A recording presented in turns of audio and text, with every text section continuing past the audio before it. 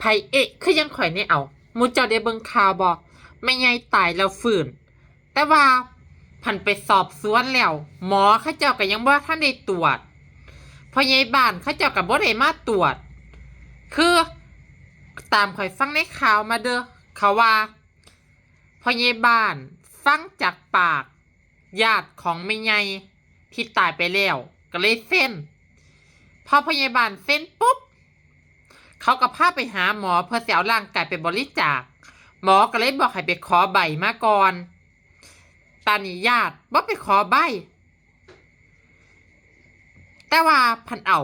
ไม่ไงไปวัดเพื่อสิเอาไปเผาเลยมูเจ้าบ่คอยเด้มูเจ้าคิดว่าจังใดเพราะว่าอย่างฮูบ่หนึ่งญาติไม่ไงอันนี้เขาเจ้าเขาสิเฝ้าเอาแล้วไปเผาคักแท้ผู้เฒ่าหัวตาใต้ว่าท่านในอันสวดว่าท่านในหยังอยู่เสียวแล้วไปเผาแล้ว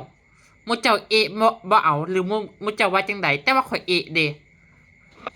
หรือว่ามูเจ้าว่ามันเป็นเรื่องปกติบ่แต่สำหรับข่อยมันบ่ปกติ